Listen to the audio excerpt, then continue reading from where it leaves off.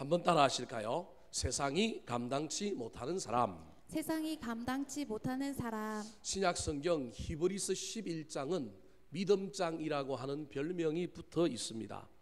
구약 성경에 등장하는 위대한 믿음의 조상들의 명단을 기록해 놓고 있습니다. 여기에 등장하는 사람들은 우리가 너무도 잘 알고 있는 사람들이요, 어릴 때부터 배웠던 수많은 믿음의 위인들이 여기에 기록되어 있습니다. 그런데 이들의 믿음은 편안할 때, 괜찮을 때, 복을 많이 받을 때 지켜진 믿음이 아니라 어려움도 있고 고난도 있고 문제도 있었지만 그런 문제와 환난과 고난을 뛰어넘는 믿음이었기 때문에 이 히브리서 11장 믿음장이라고 하는 곳에 그들의 이름이 기록되어 있는 것입니다. 그들의 믿음을 히브리서 11장 마지막에 한마디로 잘 표현해 주고 있는데 그 표현이 무엇일까요? 먼저 그 표현을 알아보기 전에 그들이 어떤 가운데서 믿음을 지켰는지 살펴볼까요? 히브리서 11장 36절 37절 말씀입니다. 시작. 또 어떤 이들은 조롱과 책질질뿐 아니라 결박과 옥에 갇히는 시련도 받았으며 돌로 치는 것과 톱으로 켜는 것과 시험과 칼로 죽임을 당하고 양과 염소의 가죽을 입고 유리하여 군핍과 환난과 학대를 받았으니. 엄청난 고난이 있었다라는 게 조롱, 채찍, 결박, 옥에 갇히는 것, 돌에 맞는 것, 톱으로 케임을 당하는 것, 시험도 있고요, 칼도 있고요, 막 그리하여 사람들 사이에 살 수 없어서 염소의 가죽, 양의 가죽을 입고 산으로 들로 동굴로 도망갔고요. 이런 일들을 기록해 놓고 있어요. 저런 고난의 상황, 저런 환난의 상황 속에서도 이 히브리서 11장에 나오는 위대한 인물들은 믿음을 지켰고 믿음의 향기가 진동했던 사람이다, 그런 말입니다. 그러면서 그 다음 38절에 이 사람들의 믿음을 한마디로 요약하여 정리해 놓은 표현이 나옵니다. 같이 한번 읽어볼까요? 38절입니다. 시작. 이런 사람은 세상이 감당하지 못하느니라. 그들이 강야와 산과 동굴과 토굴에 유리하였느니라. 세상이 감당치 못하는 사람들이다. 세상이 그들을 이기지 못했다. 세상이 그들을 어찌하지 못했다, 그런 말입니다. 저는 우리 덕양중앙교회 교인들이, 저를 비롯한 예수를 믿는 한국의 모든 신앙인들이 세상이 감당치 못하는 믿음의 주인공들이 되었으면 좋겠습니다. 세상 속에 살고 있고 여러 환경에 어려움이 있고 문제가 있고 또 우리 믿음도 연약하지만 그래서 그 속에 살아가는 동안에 세상 사람들에게 영향을 받고 그들에게 때가 묻고 우리의 신앙이 약해지고 우리의 믿음이 약해질 수밖에 없는 환경과 상황이 있지만 그런 속에서도 저와 여러분이 물고기가 그 물을 거슬러 올라가는 것처럼 저와 여러분이 세상이 감당치 못하는 믿음의 주인공이 되었으면 좋겠습니다. 도리어 물살을 이기지 못하고 세상의 그 물살에 떠내려가다 보면 배를 까뒤집고 죽은 물고기처럼 저와 여러분의 신앙이 그렇게 될 수 있다는 사실을 기억하여 우리는 세상을 감당할 줄 몰라서 어찌할 바를 모르는 신앙인들이 아니라 지금은 연약하고 지금은 부족하지만 장차 세상이 우리를 감당치 못하는, 우리를 이기지 못하는 놀라운 믿음의 주인공들이 되었으면 좋겠습니다. 오늘 본문 말씀의 주인공이 다니엘이라고 하는 사람입니다. 다니엘은 어려서부터 그 믿음이 아주 특출하고 탁월했던 사람입니다. 다니엘의 믿음이 어쩌면 제가 히브리서 11장에서 강조했던 것처럼 오늘 설교의 제목처럼 세상이 감당치 못하는 사람의 대표이지 않을까, 그런 생각을 해봅니다.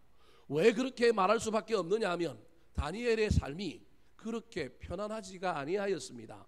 오늘 본문의 시작도 보면 다니엘이 전쟁의 포로로 잡혀가서 바벨론이라고 하는 나라에서 어린 아이 때부터 전쟁 포로가 되어서 살아가는 삶을 우리에게 소개하고 있습니다. 그렇다면 왜 바벨론의 포로로 잡혀갔을까요? 바벨론의 포로로 잡혀갔던 이유는 그 당시 세계 최강대국이었던 바벨론이라고 하는 나라와 아수르라고 하는 나라가 중건동 지역에 패권을 놓고 전쟁을 벌였습니다.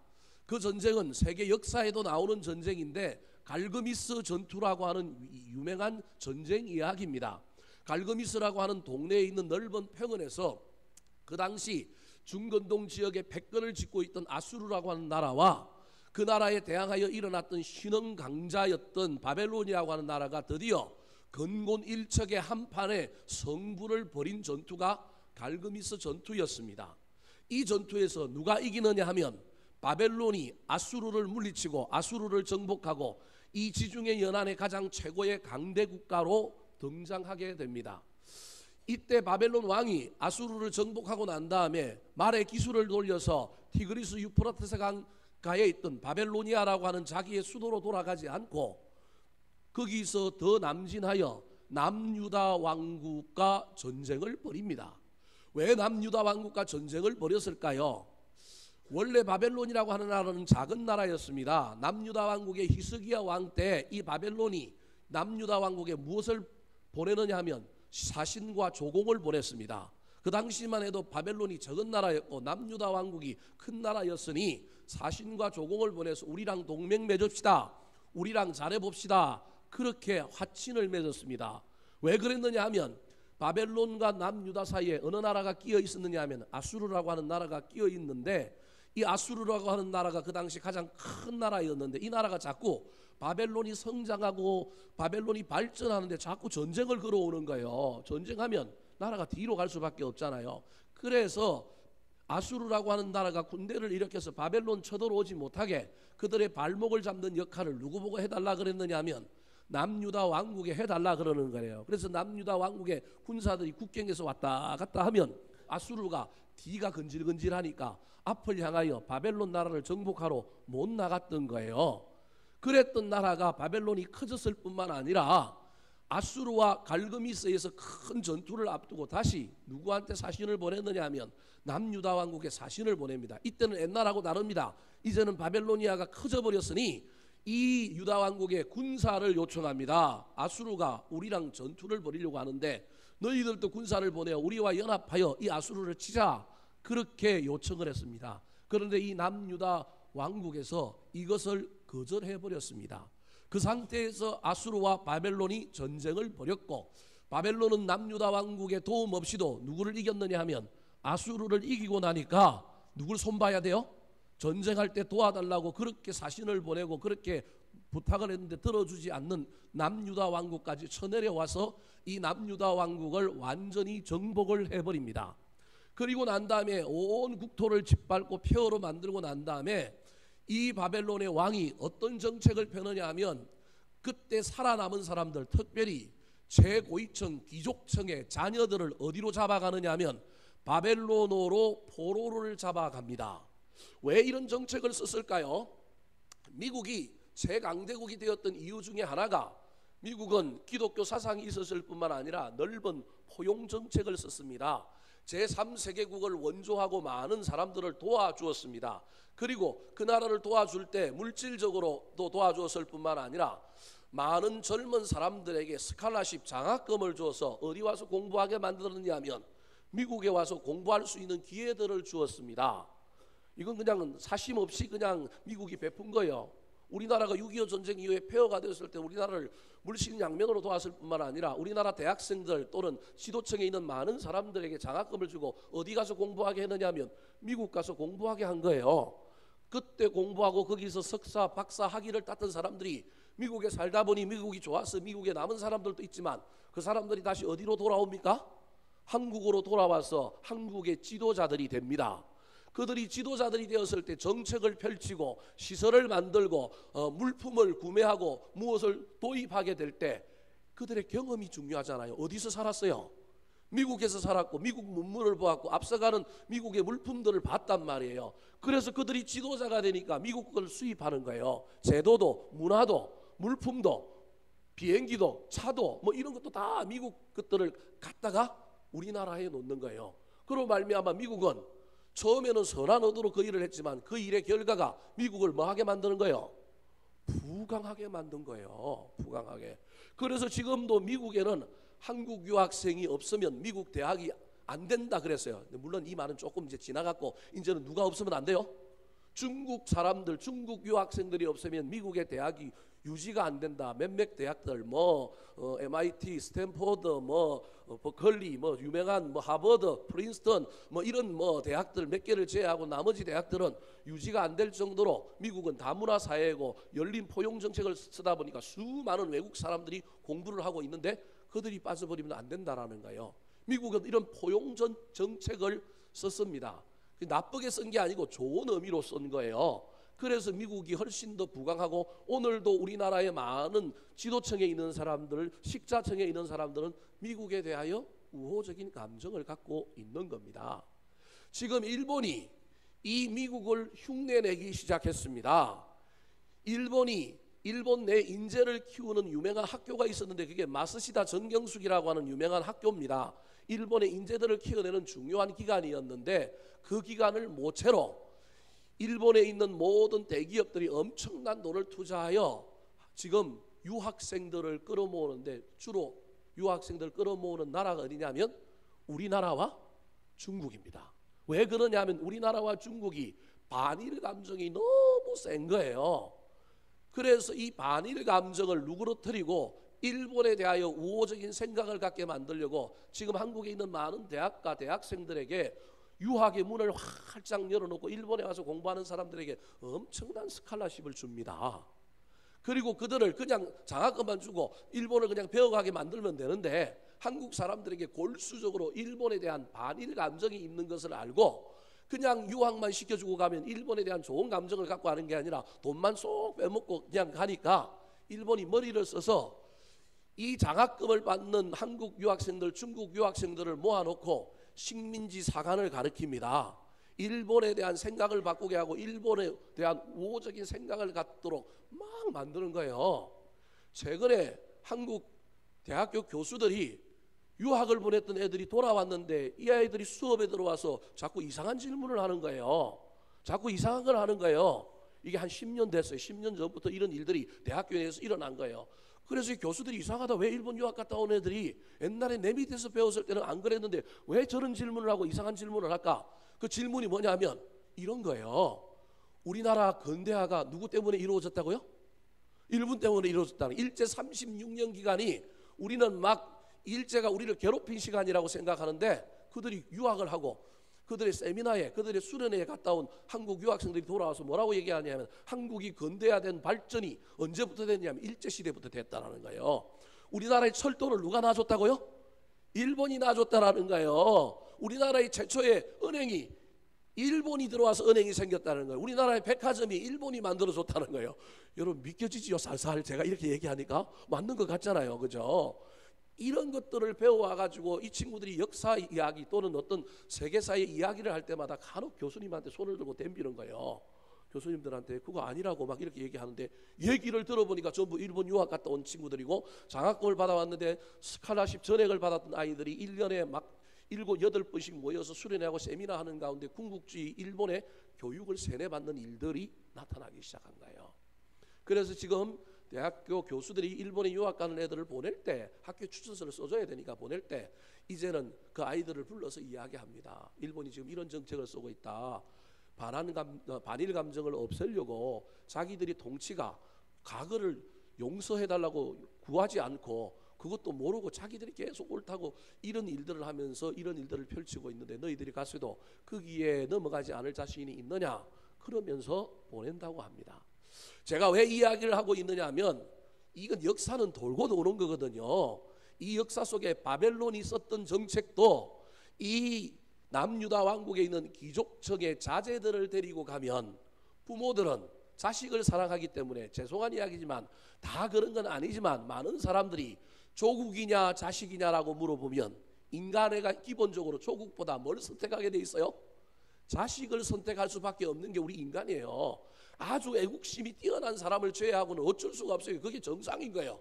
나쁜 사람이 아니고 그게 정상인 거예요. 그걸 이용하여 자식들을 볼모로 데리고 가서 그곳에서 그 자식들에게 바벨론의 문화, 바벨론의 가치관, 바벨론의 신을 섬기게 하는 일들 교육을 시키는 거예요.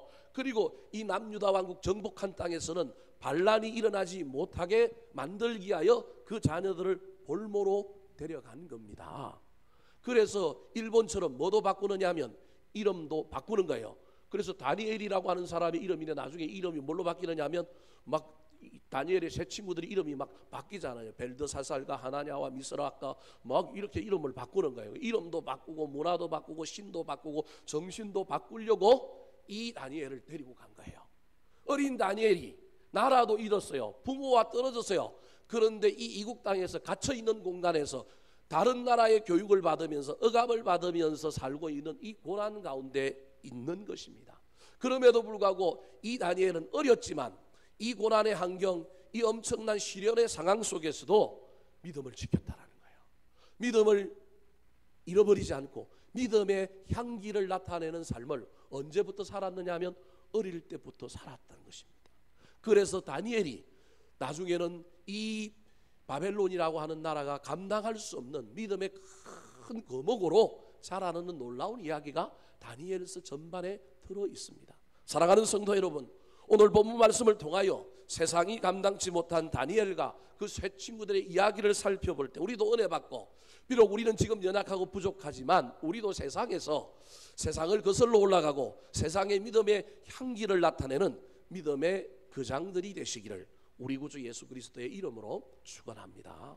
자, 그렇다면 세상이 감당치 못하는 믿음의 주인공은 어떤 사람일까요? 다니엘이 어렸을 때 포로로 잡혀갔지만 그가 거기서 믿음을 지키고 믿음의 향기를 드러내기 위하여 했던 일은 무엇일까요? 첫 번째입니다. 따라 하시겠습니다. 뜻을 정한 사람. 뜻을 정한 사람. 인류를 빛낸 위대한 인물들은 일찍부터 뭘 정했느냐 하면 뜻을 정했어요. 꿈을 정하고 비전을 정하고 그 꿈을 향하여 달려가다 보니 그것이 빨리 이루어지고 성숙해지고 그것이 꽃을 피우게 되었습니다. 영적인 거목들도 보면 하나같이 10대에 회심하고 뜻을 정한 사람들이 많았습니다. 모름지기 사람이 뜻을 정해야 한다면 일찍 정하는 것이 좋습니다. 그래서 우리 자녀들에게도 꿈이 뭐냐, 뭐 하고 싶으냐 늘 저와 여러분이 질문하고 어렸을 때부터 자기들의 꿈, 자기들의 뜻을 정할 수 있도록 저와 여러분이 늘 격려해야 합니다. 공자는 몇 세에 뜻을 세웠대요? 18세. 그래서 그걸 뭐라고 얘기하냐면 이립, 그렇게 이야기합니다. 18살에 뭘 세웠다고요? 뜻을 세웠다, 그런 말입니다. 저는 34살에 목회의 뜻을 세웠습니다. 지금 생각하면 참 후회가 됩니다. 조금만 더 일찍 목회의 뜻을 세웠다면 지금보다 훨씬 더 성숙하고 지금보다 훨씬 더 하나님을 기쁘시게 교인들을 잘 섬기는 목회자가 되었을 텐데 세상에 때가 많이 묻고 다듬지 않은 상태에서 34살에 뒤늦게 목회를 하다 보니 부족한 것이 많다, 그런 후회를 하게 됩니다. 어릴 때부터 목사가 되라는 말을 잘 순종했으면 되는데 저희 부모님이 어려서 어머니가 저를 뱃속에 잉태한 후에 목사 되겠다고, 목사 만들겠다고 서원하여 제가 태어났습니다. 그런데 저는 어렸을 때 그렇게 태어났지만 목사 되기가 얼마나 싫었는지 모릅니다. 제가 자란 경상남도 통영에서 배 타고 들어가는 한산도라고 하는 섬에는 주로 교역자들이, 목회자들이 누가 왔느냐 하면 나이 드시고 뒤늦게 신학을 공부하신 분이 임지가 없어서 섬에 자리가 나서 들어오신 분들이니 이분들의 모습이 깨재재하고 제가 보기엔 별로 매력이 없어 보였습니다. 이분들이 가방을 들고 다니는데 그 가방이 꼭 일수 가방 같은 거예요. 좀 제 눈에 좀 매력적으로 보여야 엄마가 저를 그렇게 낳았으니 나도 신학교 가서 목회자 되리라 이런 마음을 먹었을 텐데 그런 마음이 없어가지고 늘 안 한다고 도망을 다녔습니다. 그런데 우리 엄마의 목표는 저를 대학을 보내는 거예요. 그래서 제가 고3인데 드디어 진학을 앞두고 학부모 면담을 하는데 우리 어머님이 오셔서 담임 선생님한테 이 아들은 부산에 고신대학을 가야 됩니다, 그런 거예요. 저는 그 소리 듣기 싫어서 신학교 가기 싫어서, 신학교는 죄송합니다만 공부를 좀 못해도 그때 갔거든요. 그러니 저는 공부를 열심히 해버렸습니다. 어디 안 가려고? 신학교 안 가려고, 출세하려고 그런 게 아니고 신학교 안 가려고 공부를 열심히 해버렸습니다. 학교에서 난리가 났습니다. 얘는 서울에 명문대학을 갈 수 있는 실력인데 엄마가 와서 갑자기 어디로 보내래요? 고신대를 보내래요. 학교 입장에서는 플래카드를 하나 붙일 수 있는 아이인데 들어가면 진학에 대한 성공의 결과로 어디 대학 붙었다라고 플래카드를 하나 붙일 수 있는데 어머니 와서 고신대학을 보내라 그러니 이제 난리가 났습니다. 선생님이 야, 너네 엄마 왜 그러냐, 우리 엄마 못 이깁니다.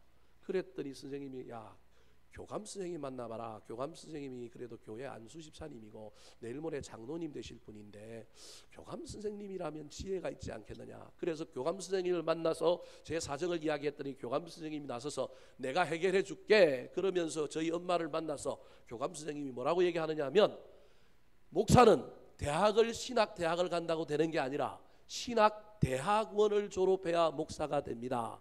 그러니 어머님의 아들은 너무 뛰어나고 너무 성적이 좋으니 서울로 보내서 큰 물에서 놀게 하고 세상 구경 많이 하고 사람들 많이 이해하고 난 다음에 신학대학원을 가서 나중에 목사가 되면 훨씬 더 큰 목회할 수 있을 거고 훨씬 더 사람을 잘 섬길 수 있을 것입니다. 이 말에 우리 엄마가 속았습니다. 제가 그래도 젊었을 때부터 엄마를 속이고 사기치고 대학을 그래서 어디로 왔느냐 하면 서울로 왔습니다. 물론 이 대학을 오기 전에 제가 7월 달에 엄마가 신학대학교 가라고 하는 이 성화에 못 이겨서 제 나름대로 깨를 냈는데 그 깨가 뭐냐 하면 육군사관학교를 가는 겁니다. 가만 보니 육사 나온 사람들이 세상을 지배했습니다. 정치도 하고 대통령도 나오고 막 그래서 저도 인간적인 욕심 때문에 출세하고자 하는 욕심 때문에 부모님께 허락도 안 받고 육군사관학교 시험을 봤는데 붙어버렸어요. 합격을 한 거예요. 그러니까 군수가 찾아오고요, 국회의원이 찾아오고 막 이러니까 동네에서 아버지한테 뭐 잡으라 그러냐면 소 잡으라 그러는 거예요. 그래서 추석쯤에 소를 잡고 뭐 했느냐 하면 잔치를 벌이니 우리 엄마가 사람들에게 이미 뭐 잔치 벌였죠. 누가 찾아와서 인사 다 했죠. 그런데다가 이 신학교는 보내야 되는데 보낼 수 없고 선생님한테 이게 면담은 하니까 대학원을 가라 그러죠. 그러니까 우리 엄마가 꿈을 접고 저를 어디로 보내기로 결심했느냐 하면 육군사관학교를 보내기로 결심한 겁니다. 근데 재미난 건 저희 삼촌 하나가 6.25 전쟁 때 학도병으로 끌려가서 중공군에게 붙잡혀가지고 다시금 옷을 갈아입고 총을 들고 내려왔다가 또다시 누구에게 잡혔느냐 하면 유엔군에게 잡혔습니다. 그래서 그제도 포로 수용소에 들어가 있었는데 그 소식을 들은 집안 어른들과 저희 아버님이 돈을 많이 준비해가지고 살짝 우리 삼촌을 빼왔습니다. 그런데 그게 기록에 남아 있을까요? 안 남아 있을까요? 남아 있었던 거예요. 그래서 제가 체력장까지 다 합격하고 이제 신원조회를 마지막으로 했는데 그게 나와가지고 제가 육군사관학교 불합격 처분을 받았어요. 그러니 얼마나 상심이 됐겠습니까? 그때 엄마가 또 어디 가라고요? 또 신학교 가라. 이게 하나님의 뜻이다. 나는 가기 싫어요. 그래서 뒤늦게 제가 서울로 대학을 왔습니다. 참 그때 일찍 좀 갔으면 좋은데 대학을 졸업하고 나니까 어머님이 저를 45살에 낳아서 제가 대학을 졸업할 때쯤 되면 경제적인 능력이 없어요. 그러니까 이 놈을 신학대학을 보내야 되는데 그러면 학비를 적어도 부모가 줘야 되잖아요. 제가 또 부모님한테 사기를 칩니다.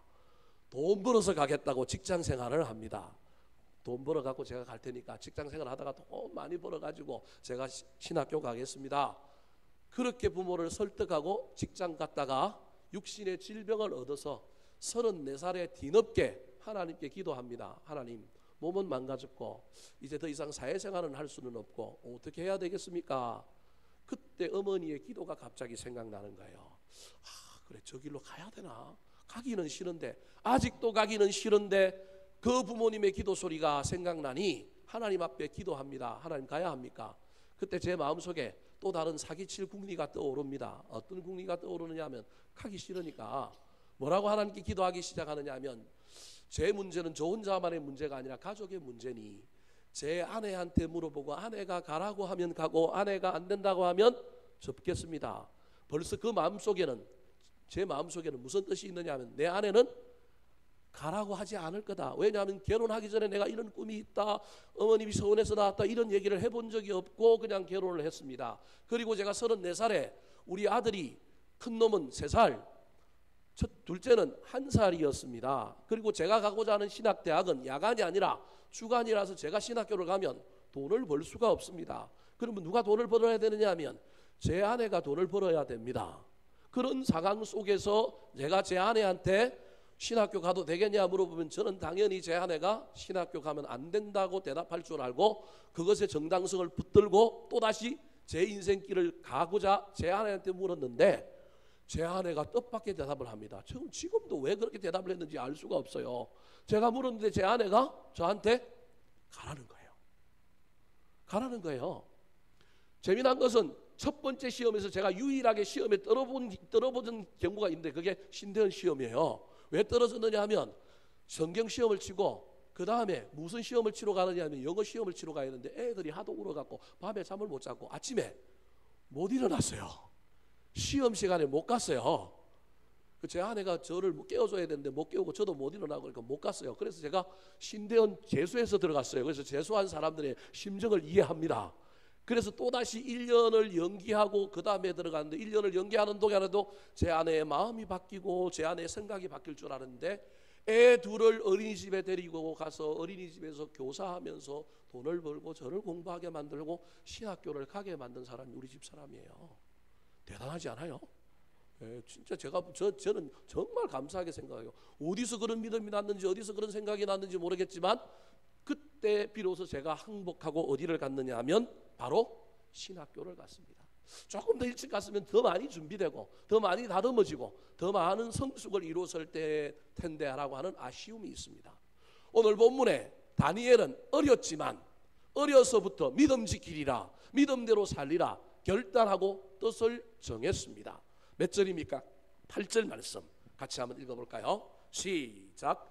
다니엘은 뜻을 정하여 왕의 음식과 그가 마시는 포도주로 자기를 더럽히지 아니하리라 하고 자기를 더럽히지 아니하도록 환관장에게 구하니. 다니엘이 뜻을 구했습니다. 어떤 뜻을 구했습니까? 왕의 음식과 그가 마시는 포도주로 자기를 더럽히지 않겠다라는 것입니다. 왜 왕이 주는 음식과 마시는 포도주를 먹으면 자기를 더럽힐까요? 저것은 유대인들이 가지고 있는 율법 때문에 그렇습니다. 유대인들은 율법으로 먹어야 할 음식과 먹지 말아야 할 음식을 정해놨습니다. 그래서 먹어야 할 음식을 코셔라고 그럽니다. 이건 이슬람 사람들도 마찬가지입니다. 이슬람 사람들도 먹어야 할 것, 먹지 말아야 할 걸 구분해서 먹어야 할 음식을 할랄이라고 이름을 지어놨습니다. 그래서 여러분 아이들이 좋아하는 과자들에도 보면요, 그 이슬람 사람들의 돈으로 만든 공장에서 만든 과자들이 있어요. 그 밑에는 할랄이라고 표시가 되어 있습니다. 그런 건 가능하면 먹지 마시기 바랍니다. 여하튼 이 유다 사람이었던 이 다니엘이 포로로 잡혀갔지만 이 음식을 먹지 않기로 결단한 거예요. 그리고 왜 음식은 뭐 선한데 음식은 나쁜 것이 없는데 우리 속에서 나오는 것이 나쁘지 이 세상에 있는 건 다 하나님이 유익한 거라 그랬는데 왜 안 먹지 말아야 할까요? 아닙니다. 저건 단순히 음식의 문제가 아니라 신앙의 문제요 믿음의 문제이기 때문에 그렇습니다. 다니엘이 있는 왕립학교에서 먹던 음식은 전부 바벨론의 우상신에게 제사를 지내고 나온 음식들입니다. 고기도 그렇고 모든 음식들이 그런 것입니다. 그래서 이것이 단순히 음식의 문제가 아니라 무슨 문제였느냐 하면 신앙의 문제였습니다. 신앙을 지키고자 뜻을 정하고 결단하여 그걸 먹지 않기로 결단한 겁니다. 이렇게 결단하면 손해가 있을까요? 없을까요? 손해가 있습니다. 불편합니다. 어려움이 있습니다. 그럼에도 불구하고 그 불편을 넘어서고자 이 뜻을 정한 사람이 누구냐 하면 바로 다니엘입니다. 사랑하는 성도 여러분, 저와 여러분의 신앙생활 가운데 우리가 타협하고 뒤로 물러서고 적당하게 희석시키는 일들이 많을 겁니다. 그럼에도 불구하고 저와 여러분이 예수를 믿노라 한다면 언젠가는 때로는 어떤 일에 뜻을 정하여 물러섬이 없었으면 좋겠습니다. 타협하지 말고 예수 믿는 것 때문에 손해보고 때로는 가시밭길을 가고 둘러갈지라도 한 번 정한 뜻을 지키는 저와 여러분이 되었으면 좋겠습니다. 성경의 뜻을 정한 사람 중에 또 다른 위대한 인물 여자가 한 명 있는데 그 사람이 누구냐 하면 바로 룻기라고 하는 성경에 나오는 그 유명한 룻이라고 하는 여인입니다. 이 여인은 이방 여인이었는데 이스라엘 가정이 이민을 와서 그곳에서 결혼을 했는데 전부 다 죽었습니다. 남편도 죽었습니다. 그래서 시어머니가 어디로 돌아가려고 하느냐 하면 자기 나라 고국으로 돌아가려고 하면서 며느리에게 너는 이방 사람이니까 네 고향에 있어라. 네 어머니 옆에 네 부모님 옆에 있어라. 나는 이제 내 고향으로 돌아가면 너는 다문화 가정이 되고 너는 이방인이라서 피부 색깔도 틀리고 넌 어려움을 당할 수 있으니 너 그냥 돌아가라 그렇게 이야기합니다. 그런데 이 룻이 뜻을 정합니다. 결단합니다. 자기 집에 남기로 결단하지 않고 자기 고향에 고국에 남기로 결단하지 않고 어디로 가겠다고 결단하느냐 하면 시어머니를 따라가기로 결단했습니다. 룻기 1장 16절 말씀 시작. 루시 이르되 내게 어머니를 떠나며 어머니를 따르지 말고 돌아가라. 강건하지 마옵소서. 어머니께서 가시는 곳에 나도 가고 어머니께서 머무시는 곳에서 나도 머물겠나이다. 어머니의 백성이 나의 백성이 되고 어머니의 하나님이 나의 하나님이 되시리니. 나오미에게 며느리가 둘이 있었는데 오로바라고 하는 며느리는 어머니의 그 이야기를 듣고 자기 집 고향으로 돌아갔습니다. 돌아가서 재혼해서 잘 살았는지 못 살았는지는 모르겠지만 돌아갔지만, 이 룻은 고난의 가시밭길이요, 손해보는 길이요, 문화가 다르고 때로는 피부 색깔이 달라서 우리나라에도 그런 며느리들이 있지 않습니까? 얼마나 힘들겠어요. 그런데 그런 며느리는 남편이라도 있죠. 근데 돌아가면 남편도 없는 곳에 가서, 그리고 집도 절도 없는 시어머니 나오미를 봉양해야 되는, 인간적으로도 아주 고난의 가시밭길 이 길을 누가 걸어가기로 결단하느냐 하면 이 룻이라고 하는 여인이 결단합니다. 근데 이건 인간적인 결단이 아니라 신앙적인 결단이에요.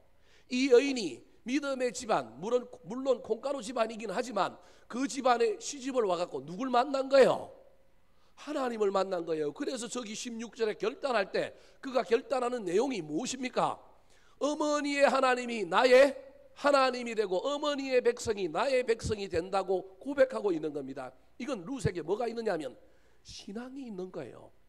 그래서 그 신앙을 붙들고 인간적으로는 손해가 되고 인간적으로는 문제가 된다 할지라도 내가 어머니를 따라서 내가 이스라엘 백성이 되겠습니다 뜻을 정하고 결단하였더니, 훗날 그가 보아스라고 하는 아주 괜찮은 사람을 만날 뿐만 아니라 그에게서 훗날 누가 태어나느냐면 이스라엘의 위대한 왕인 다윗이 태어나고 예수 그리스도가 그의 가문에서 태어나는 놀라운 역사가 일어났습니다.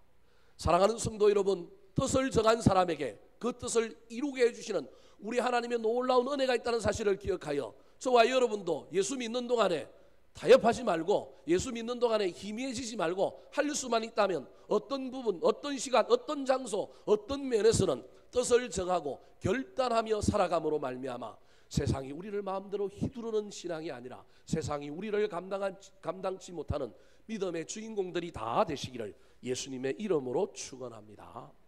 두 번째로, 세상이 감당치 못하는 사람은 어떤 사람일까요? 따라 하시겠습니다. 은혜를 입은 사람. 은혜를 입은 사람. 뜻을 정한 사람에게 하나님의 은혜가 임합니다.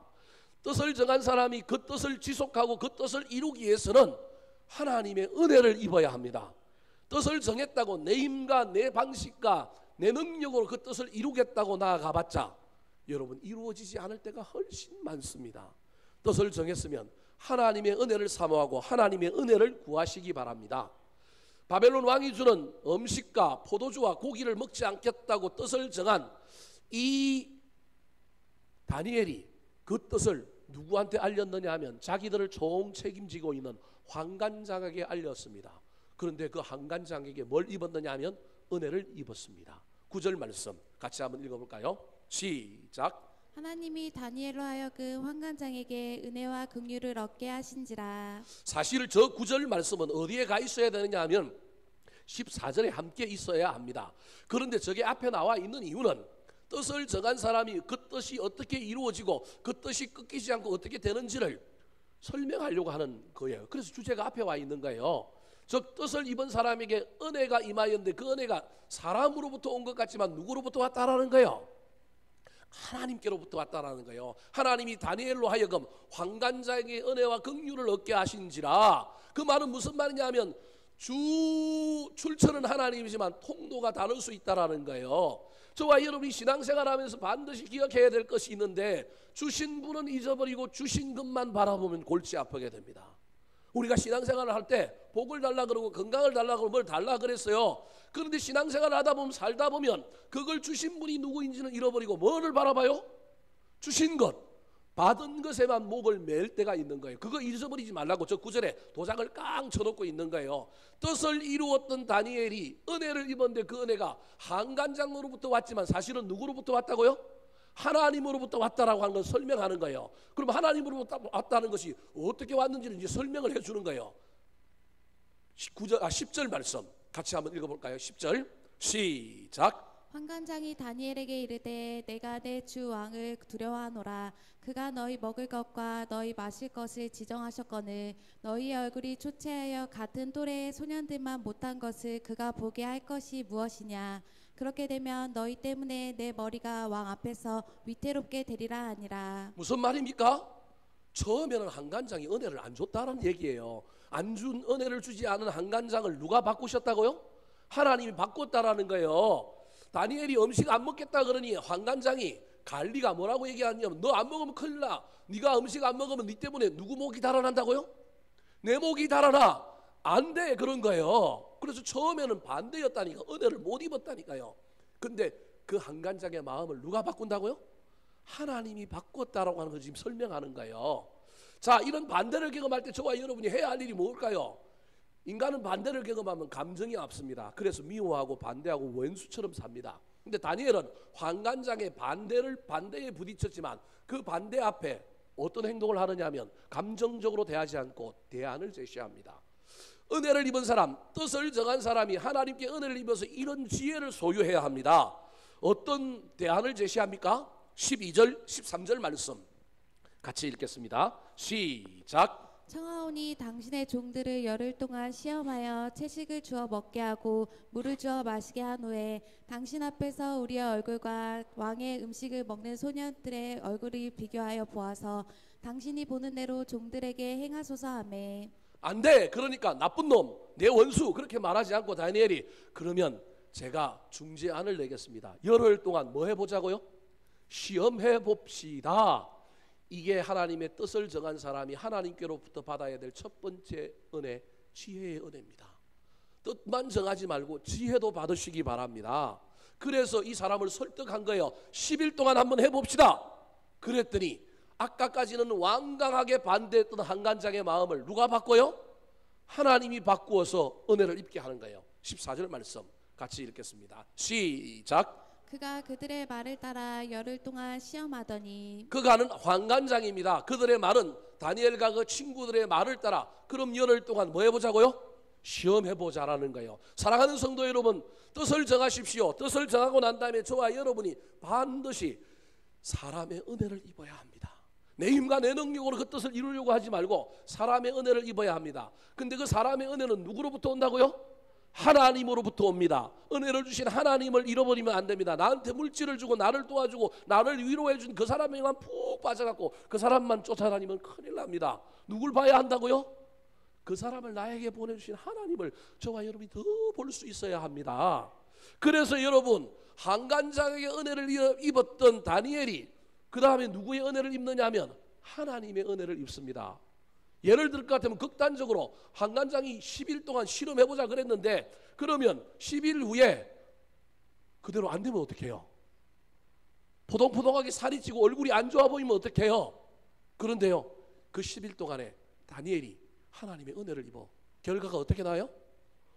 좋게 나타나는 거예요. 그러니까 다니엘은 사람의 은혜도 입었을 뿐만 아니라 누구의 은혜도 입어요? 하나님의 은혜도 입은 겁니다. 몇 절에 나옵니까? 15절 16절 말씀 같이 읽겠습니다. 시작. 열흘 후에 그들의 얼굴이 더욱 아름답고 살이 더욱 윤택하여 왕의 음식을 먹은 다른 소년들보다 더 좋아 보인지라. 그리하여 감독하는 자가 그들에게 지정된 음식과 마실 포도주를 제외하고 채식을 주니라. 10일 동안 실험해 본 결과 좋은 결과가 나타났다라는 거예요. 뜻을 정하고 난 다음에 그러면 다니엘이 10일 동안 밥만 먹었을까요? 다른 것도 했을까요? 안 했을까요? 다른 것도 했다라는 거예요, 여러분. 뜻만 정하지 말고 다른 것을 해야 합니다. 다른 것을 했다면 그것이 무엇일까요? 히브리서 4장 16절 말씀 같이 한번 읽어볼까요? 시작. 그러므로 우리는 긍휼하심을 받고 때를 따라 돕는 은혜를 얻기 위하여 은혜의 보좌 앞에 담대히 나아갈 것이니라. 뜻을 정하고 내가 왕의 진미를 먹지 않으리라 결단했고 그래서 채식만 먹으면 내 뜻대로 되리라? 아닙니다. 사람의 은혜를 입었다고 한다면 저와 여러분이 하나님의 은혜를 입기 위하여 은혜의 보좌 앞에 담대히 나아가 하나님 좋은 결과가 나오게 해주십시오. 내가 뜻을 정한 건 내가 가상하고 용기 있고 하나님께 칭찬받을 만한 것이지만 그것만으로 모든 것이 이루어지는 것이 아니라 그것 위에 무엇이 있어야 한다고요? 하나님의 은혜가 있어야 합니다. 주의 은혜를 보여주십시오. 주의 은혜가 임하게 하여 주십시오. 은혜의 보좌 앞에 나아가서 기도했다라는 겁니다. 사랑하는 성도 여러분, 내 힘과 내 능력만 의지하지 마시고 사람의 힘과 돈만 의지하지 마시고 저와 여러분이 뜻도 정하고 하나님의 은혜를 입어 지혜롭게 행동할 뿐만 아니라 은혜의 보좌 앞에 날마다 나아가 주여 나에게 은혜를 입혀 주십시오. 내 능력으로 되는 것이 아닙니다. 내 능력으로 합격하는 것이 아닙니다. 내 능력으로 출세하는 건 아닙니다. 은혜를 주십시오. 은혜를 사모합니다. 기도하며 나아가는 은혜의 사람, 은혜를 입은 사람들이 되시기를 우리 구주 예수 그리스도의 이름으로 축원합니다. 세 번째로 마지막으로 세상이 감당치 못하는 사람은 어떤 사람일까요? 따라 하시겠습니다. 하나님과 통하는 사람. 하나님과 통하는 사람. 오늘날의 화두는 소통입니다. 가정도 교회도 정치도 온통 소통이 화제요, 소통이 문제입니다. 소통의 반대말은 불통입니다. 통하지 않으면 죽습니다. 우리 몸도 사지와 기혈이 통하지 않으면 큰일 납니다. 혈관이 막히면 반신불수가 되고, 혈관이 막히면 뇌출혈이 오고 뇌졸중이 오고 심근경색이 오고 협심증이 오게 되어 있습니다. 육신도 그러할진데 영적으로도 마찬가지입니다. 저와 여러분이 하늘과 통해야 하고 하나님과 통하지 않으면 영적으로 반신불수가 되게 되어 있습니다. 오늘날 한국교회와 한국교회 안에 있는 수많은 그리스도인들의 문제가 무엇입니까? 하나님과도 통하지 못하고 세상하고도 통하지 못하는 엄청난 비극이 우리 앞에 있는 것입니다. 뜻을 정하고 하나님의 은혜를 구하며 그 은혜를 입었던 다니엘은 그 은혜 속에서도 주신 것에만 만족하지 않고 누굴 기억했다고요? 주신 분을 기억해야 한다니까요. 그래서 그분을 만나고 그분에게 나아갔더니 그에게 놀라운 일이 일어났습니다. 17절 18절 같이 한번 읽어볼까요? 시작. 하나님이 이 네 소년에게 학문을 주시고 모든 서적을 깨닫게 하시고 지혜를 주셨으니 다니엘은 또 모든 환상과 꿈을 깨달아 알더라.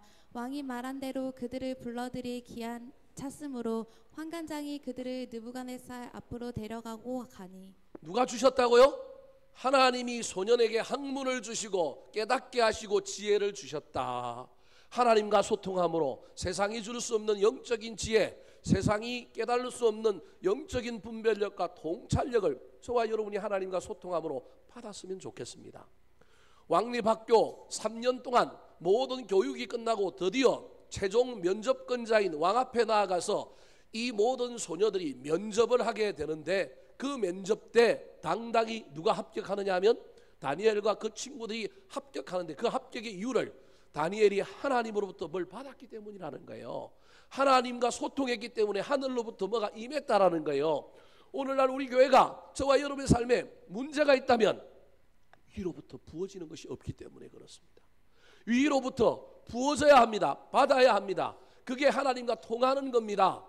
그런데 다니엘은 그 놀라운 은혜를 입었다라는 거예요. 19절 20절 말씀 시작.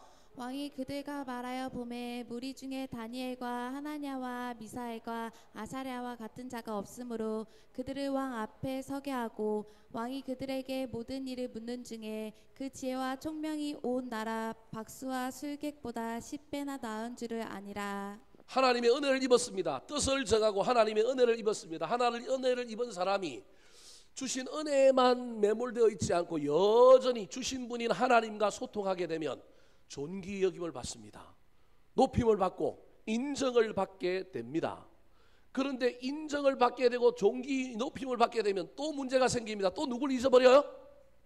주신 분을 또 잃어버리고 또 무엇에 목을 매달라요? 주신 것에, 받은 것에 또 목을 매달다 보면 또 누굴 잃어버리냐면 하나님 잊어버리고 우리는 불통하게 되는 거예요. 소통은 또 사라져버리게 되는 겁니다. 근데 다니엘이 얼마나 하나님과 소통한 사람이었느냐 하면 다니엘이 그 이후에 정권이 바뀌고 세 개의 왕조가 정권이 바뀌어 동안에 60년 동안 다니엘이 이 바벨론에서 뭘 하느냐 하면 국무총리를 지내요. 몇 년 동안 했다고요? 60년 동안. 그 60년 동안 그가 국무총리를 하게 된 그 놀라운 비결이 무엇일까요? 60년 했으면 사람들이 실정나고 사람들이 그 속에서 얼마나 많은 대적들이 일어났겠어요. 그래서 다니엘서에 보면 다니엘을 대적하는 사람들이 얼마나 많은지 모릅니다. 그 다니엘을 대적하여 다니엘을 모함에 빠뜨리려고 법을 만들고 그 법을 만들어서 왕 아닌 다른 사람에게 절하는 사람은 어디에 넣는다고요? 사자굴에 넣는데요. 그럼에도 불구하고 다니엘은 하나님과 소통하는 걸, 통하는 걸 멈출 수가 없어서 그 법이 자기를 겨냥하고 있음을 알면도 불구하고 하루 3번 예루살렘을 향한 창을 열고 뭐 합니까? 기도했습니다. 이게 소통하는 사람이라는 거예요. 그래서 그가 어디에 던져지느냐면 사자굴에 던져지고 또 나중에는 어디에 던져지느냐면 풀무불에도 던져졌음에도 불구하고 하나님과 소통하는 사람은 인정받고 존귀 여김을 받을 뿐만 아니라 고난과 환난을 이기고 넘어서게 되는 것입니다. 고린도후서 4장 8절 말씀 같이 한번 읽어볼까요? 시작. 우리가 사방으로 우겨쌈을 당하여도 쌓이지 아니하며 답답한 일을 당하여도 낙심하지 아니하며. 저기 보십시오. 사방으로 우겨쌈을 당하였는데도 쌓이지 아니하는데요. 답답한 일을 당하였는데도 낙심하지 않는데요. 이유가 뭐예요? 하늘에 열린 문이 있기 때문에 그렇습니다. 사방을 포위당했다니까요. 사방으로 뭐 안 되는 일만 가득해요. 환경을 보면 문제가 많아요.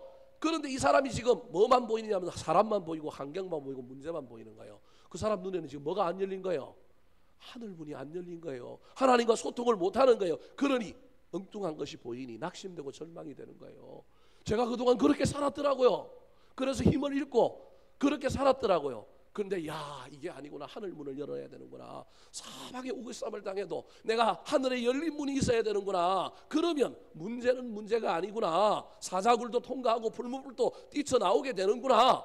이게 소통하는 자에게 주시는 하나님의 놀라운 능력이구나.